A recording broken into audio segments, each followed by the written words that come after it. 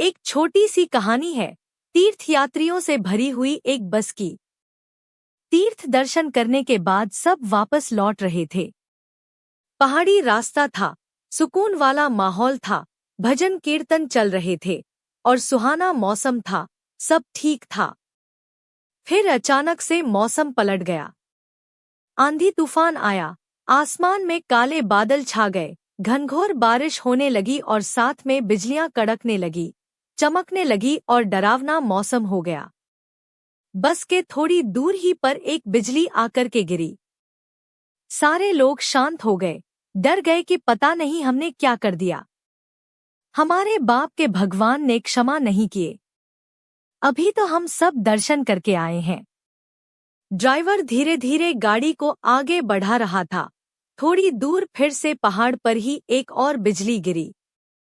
अंदर बैठे लोगों को लगा कि अब जो है सब कुछ खत्म होने की तरफ बढ़ चुका है। हमारा जीवन खत्म होने वाला है। तीर्थ दर्शन करके आए फिर भी हमारा पाप माफ नहीं हुआ। अब हम सब मरने वाले हैं। ड्राइवर ने बस को साइड में लगा दिया और फिर यात्रियों की तरफ आया और कहने लगा कि मैं आपसे एक बात कहना चाहता हूँ। छोटा मुंह बड़ी बात।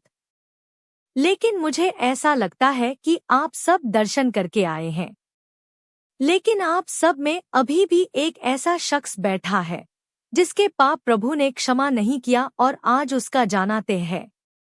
अब उस एक शख्स के चक्कर में बस पर भी बिजली गिर सकती है। तो मुझे ऐसा लगता है कि एक टेस्ट कर लेते हैं। वो सामने जो पेड़ दिख रहा है, सब एक एक करके जाते हैं और उसको छू कर आते हैं। जो भी वह शख्स होगा जिसको प्रभु ने क्षमा नहीं किया, उसके ऊपर बिजली गिरेगी और उसकी जान चली जाएगी। कम से कम बाकी लोग तो बच जाएंगे। सबने हाँ में हाँ भर दी कि अच्छा सजेशन है। तो चलो इसको शुरू करते हैं। एक के चक्कर में सब क्यों मरे? तो एक एक करके लोगों ने जाना शुरू किया। जो पहला व्यक्ति उतरा वह घबरा रहा था, उसके पैर भी कांप रहे थे। कहीं मेरी जान ना चली जाए। एक एक करके सब जाने लगे, डरते डरते पेड़ को छू कर के वापस आने लगे। किसी की भी जान नहीं गई। अब एक आखिरी व्यक्ति बचा था और जब वह बस में से उतरा तो सारे लोग उसे घूर रहे थे। उन सज्जन को सब देख रहे थे। ड्राइवर भी देख रहा था कि भाई साहब, आप ही हो, आपकी वजह से तो आज जान जाने वाली थी। वह भी डरते डरते और कांपते प्रभु का नाम लेते लेते उस पेड़ के पास गए।